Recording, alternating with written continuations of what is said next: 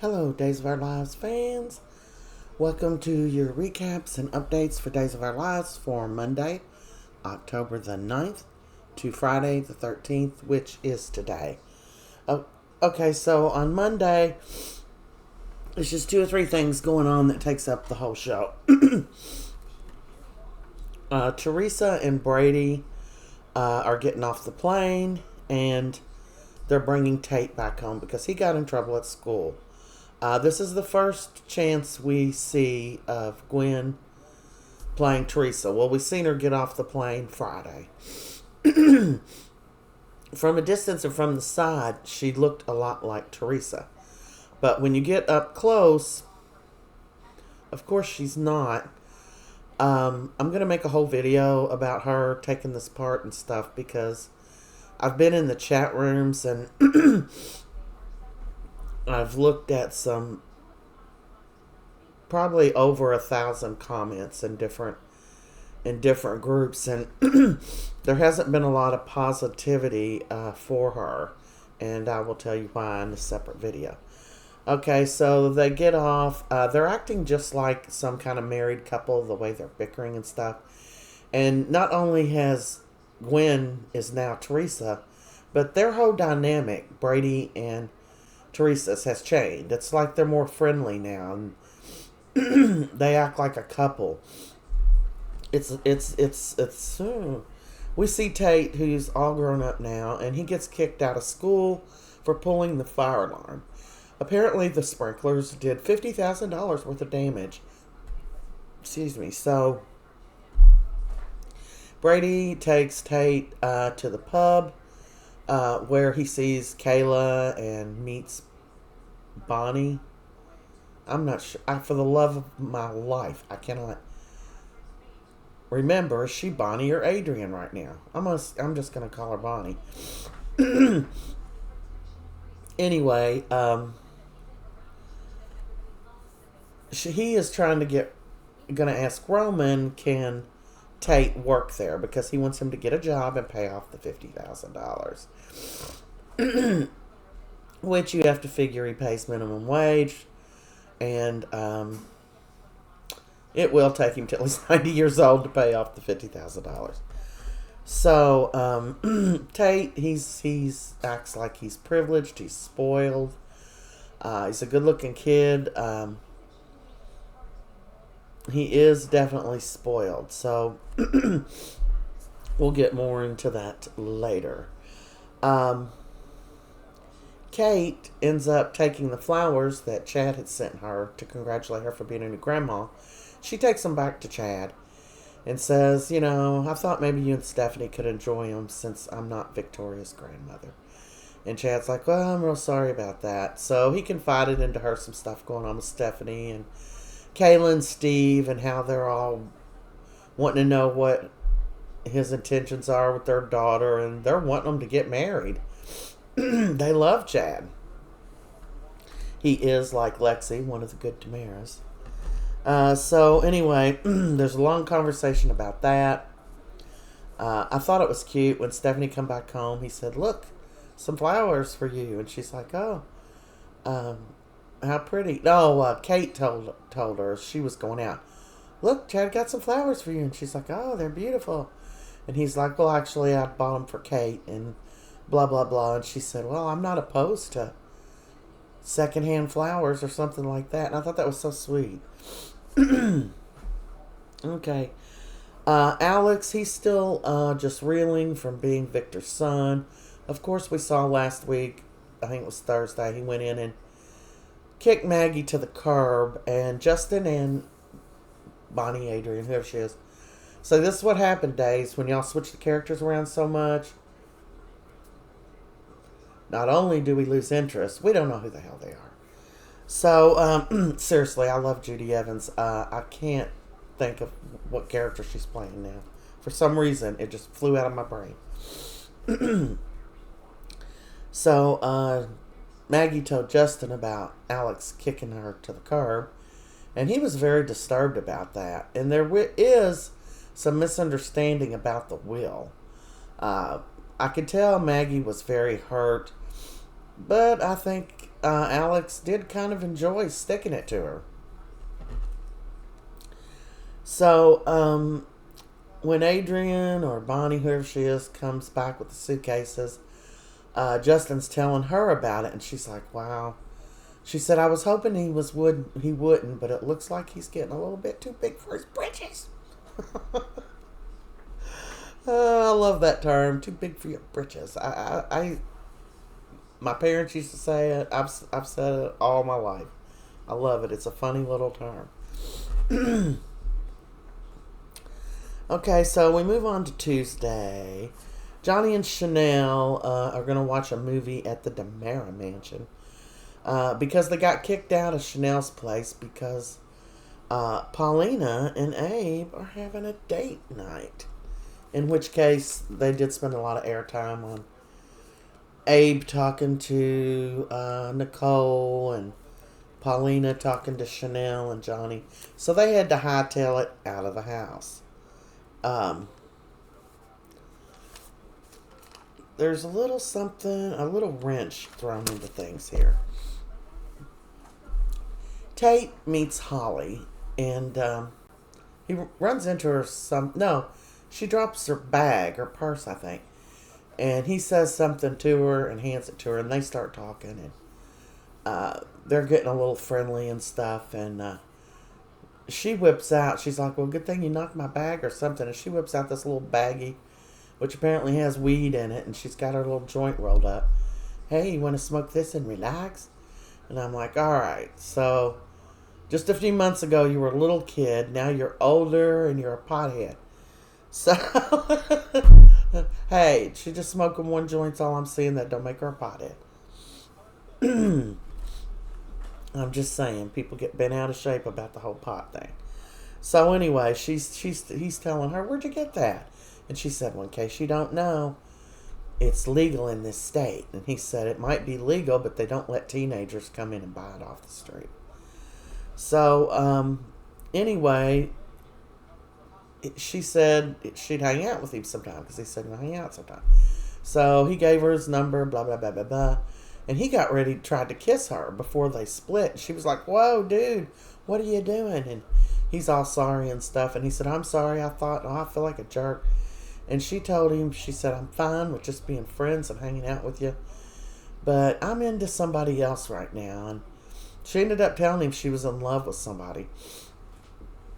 So the next thing you see is Johnny and Chanel getting ready to watch Clueless, the movie, at the DeMera Mansion. And they are just lovey-dovey, and I am so happy they are back together. I love them as a couple. So,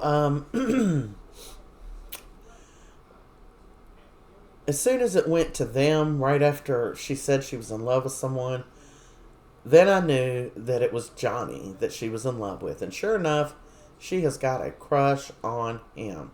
Big time. So, they went on and split up. And Tate's walking through the square, and Nicole sees him, and she's like, "Tate." And she told him who she was, and she said, "I only recognized you because your parents post so many of your pictures. You know, probably like on Instagram or something," is what she meant. So he got to talking. He was like, he just got shot down by this girl. Comes up, he says, "Well, Holly gave me your number." And she's like, "Excuse me, did you say Holly?" You know, and she shows her a picture of her, and he's like, "Yeah, what are you doing with a picture of her?" And she's like, "Oh, she's my daughter." And he's like, "Oh." You know, he was all embarrassed and stuff. So that is going on. Abe and Paulina are having a date night. They're both very, very nervous about it. And I noticed Paulina, she kept putting her hands on her hip and like pressing down the sides of her hips and holding up, almost like getting wrinkles out of her dress or something. And then I noticed that she has lost a good amount of weight. So we probably just started into another 6 months. You know, they film 6 months at a time. Since we just had Victor's funeral and stuff, they just started a new 6 months. That's why we got the new people and the old people leaving, and we're into a new thing. So I think during the last 6 months where we didn't see her, she had already filmed, and she's lost a lot of weight. She looks great. Didn't see her sneakers today. But she was all excited about Abraham. Now, I wanted to get back to Holly. So, she's going to be a little pistol. But she is Nicole's daughter. Let's just get that there. So, I will say that Gwen as Teresa comes across quite a bit as a skankster. So, I mean, I don't know. I love Jen Lilly. I love her as Teresa. So, I'm probably going to be one of them people that's a little bit harder to win over. So, I don't have anything else on that. So then we move on to Wednesday. Well, EJ is beside himself because Susan refuses to press charges on Ava. And,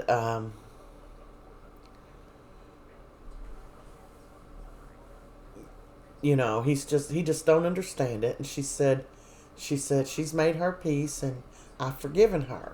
So, Elvis, you need to let this go. You need to soft pedal your emotions. Or something like that. She said, I love Susan. She is my favorite character. So, Marlena goes into... Now we've got Harris and Ava at the police station deciding what they're going to do to them.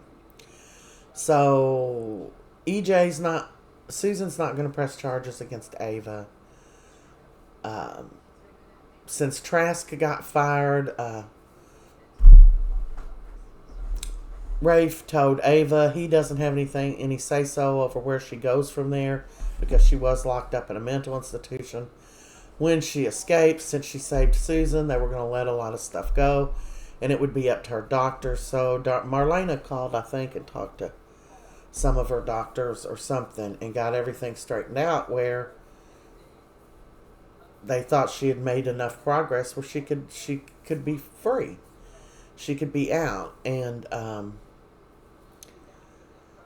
Harris, he got released as well. So they're both free to be out on their own. But while Ava was out in one part and Harris was in the interrogation room, Marlena went in there and confronted him about his feelings for Ava because she said, I think you're in denial of how you feel about Ava. And he does. They've got where's my Kleenex?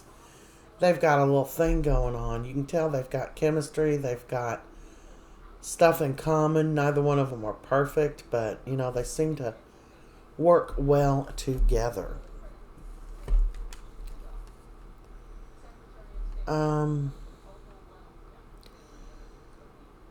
Holly gets to the mansion, and she walks in, and Johnny's sitting there getting ready to watch a movie, and Chanel had gone to make some popcorn. And she's like, what are you doing? He said, well, I'm getting ready to watch a movie. And he said, you can watch with us or something. And she was talking to him, and then she sat down on the couch and was talking to him. And then out walked Chanel, and she was shocked to see Chanel, and Chanel was a little shocked to see her. And she's like, oh, are y'all back together? And Chanel said, we are. And so she's like, well, let me get out of your way so y'all can have your date night. And, Johnny said, well, we're just watching a movie. Why don't you stay and watch with us? We'd love to have you. And she's like, yeah, we've got plenty of popcorn. That's what Chanel said. So this little girl goes and scoots over next to Johnny.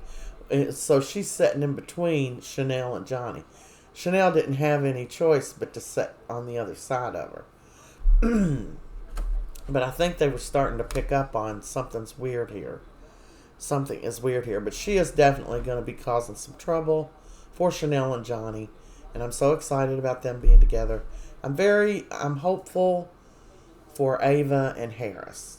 I love Ava. She is also one of my favorite characters. She has the ongoing mental illness that she struggles with, which is something that you can overlook in the show, just like they do, and they're letting her out of Bayview or whatever. I would love to see her and Harris happy. I really would. I would love it, and I think they're gonna make it. Harris has rented Eric's old room in the pub, over top of the pub, and Holly is definitely going to cause some trouble for the happy couple. Now we move on to Thursday. So Chloe's busy saying her goodbyes. She goes and talks to Brady, and she tells him goodbye, and that her and Philip are leaving together. And Philip goes and tells Belle that he's leaving and this and that. So this ticked me off so bad. Sean is at the police station, and you hear him making some kind of arrangements for something, but you don't know exactly what he was talking about that time. Well, Talia comes in, and she sits down at the desk and is talking to him and asking him how things are going with Belle. Is she going to forgive him? Now, to me, I think she should have kept herself away from him. Don't go to his job. My God, what's wrong with you? Somebody needs to whoop her butt. Whoop up on her. Open a can of whoop ass. So, I like Talia, I do. But, man, just leave this girl's husband alone. Please. So, she's talking to Sean. And in walks Belle. And she's holding Sean's hand.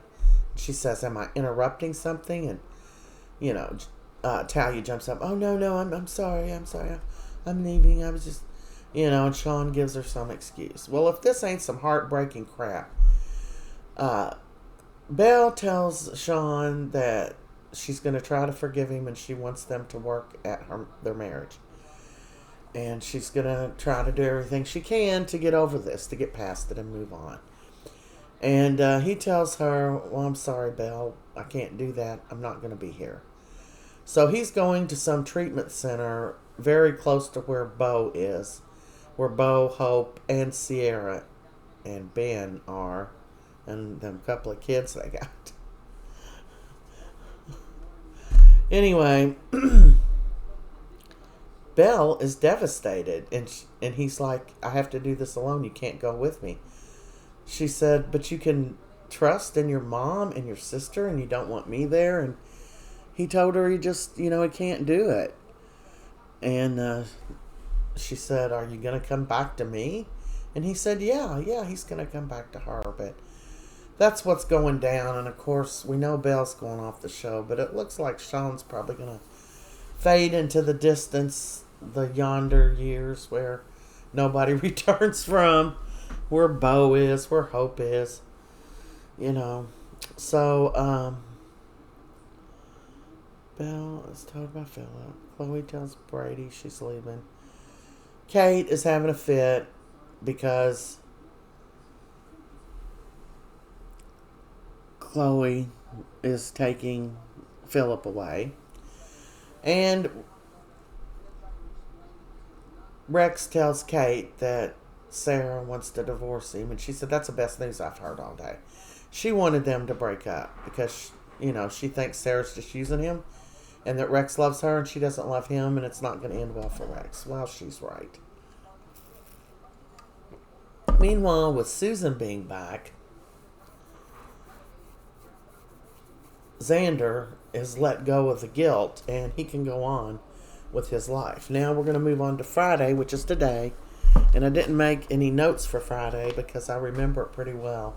I just watched it earlier this morning. So Xander has hired Sloan to be his doctor, to be his lawyer, and he wants full custody of his daughter. He goes and he talks to Sloan, and he's telling her, well, now I'm not responsible for, doing anything to Susan. And she's like, but you still kidnapped her, and you've done other things. She's a doctor, and she's her mother. And he went over and demanded to see Victoria. And Sarah was crying, and she said, well, you just need to please wait till Rex is done telling her goodbye. And he said, goodbye. And she said, yeah, I told Rex I want a divorce. He's telling her goodbye, and he's going back to Chicago. And he said, why? And she said, because of you. These two are going to get back together, and they're probably going to have a happy little family, and that would be just great. Because they don't usually let people be happy little families. So we'll see how all that goes. What else was going on today? Kate was pitching a fit because now Rex is leaving, Philip's leaving. Oh my goodness. I should have took some notes. Oh man. Are you kidding me? Okay, so Eric and Sloane are checking out. They're getting ready to get married. They're looking into adoption because they want to adopt a child. So good luck to them for that. Kate goes to visit Rex at the mansion, and he jumps all over her for going and saying all the things that she did to Sarah, because after that, Sarah told him she wanted a divorce. Meanwhile, Sarah's hanging out in the square, talking to her mom, Maggie, getting a break. She's got mush brain because she's got a newborn baby, has had no sleep. When she looks up and sees some woman bent over trying to do something, she goes over to offer to help her, and it was Susan. Now I have to say, this actress did such a great job, because when she seen Susan, she was just, oh my God, she was just in so much shock. And the reason she was in so much shock is because she now is realizing she cut the man off that she loved, her baby's daddy, and everything over this. And now Susan is alive. And Susan's going around, got a bunch of suckers stuck up under her little sleeve there. And she's like, would you like a lollipop? And she's giving her lollipops. Oh, she's just a ray of sunshine. I love Susan so much. But Sarah is in shock. And she ends up making it back to the mansion. And that's when she talks with Rex. And he's saying, are you sure you won't change your mind? And she's like, no. And he's going up to say goodbye to the baby. And that's when Xander comes over and they have the conversation where they look like they were like this close from like kissing each other. So I think that's going to work out pretty good for them. Meanwhile, Ava and Harris are... Ava is staying with Tripp, and Harris has rented Eric's old room on top of the pub. So they're talking to each other on the phone. They're like little kids. Tripp overhears her telling him that he's a hero and all this. And when she gets off the phone, he's trying to tell her, what's going on between you and Harris, and she's just trying to protect her from getting hurt or whatever. He's very protective of his mother. That's the best thing I can say about Tripp. And Ava talks to Tripp a little bit about his relationship with Ava. As a matter of fact, Harris goes over to visit Ava, and Tripp opens the door, and he's like, she don't need any extra baggage. And he's like, I understand. He's pretty much warning him and stuff. And I'm thinking, Tripp, you need to just mind your own damn business. You're with Wendy Chin. Or Shin, or however you say her last name. I mean, Wendy's fine, but her and Tripp are meant to be. They're meant to be in another city. I don't like their storyline. I never have. It's nothing against them, of course. I don't like their characters. EJ is having fun, spending time with his mother. They're just cavorting around Salem. She's giving away the lollipops and, let's go get something to eat, Sean. And she comes back through the square with a corn dog, and she's like, guess what I miss is Salem cuisine on a stick. Yeah, she's just, I love Susan. I just love her. I didn't realize that Eric and Harris had never met before. Harris introduced himself at the pub, And they had quite a lengthy little conversation, took up a good little amount of airtime with that.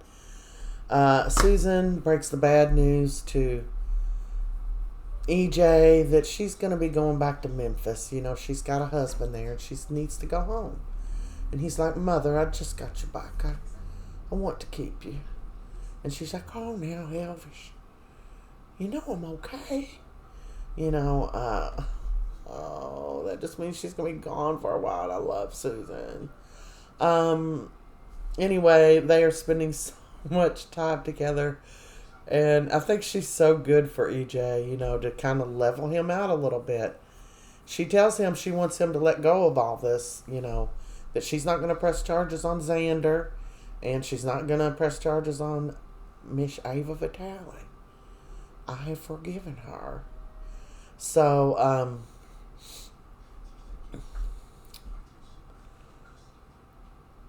I will hate to see her leave. And, Xander spends a lot of time talking to Sloane, making her feel bad because he was telling her about, she lied to me about my own child. What kind of woman lies to the father of her child? That's not a woman, it's a monster. Sloane, this is reeling. She's feeling bad. I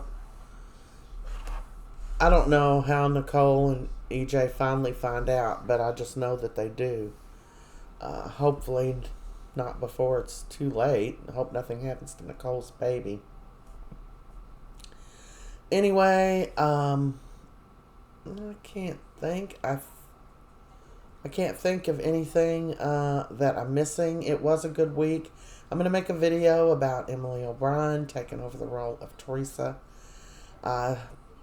She doesn't have good reviews from people, but, they really haven't given her much of a chance. So subscribe if you haven't, and I will see you all in Salem.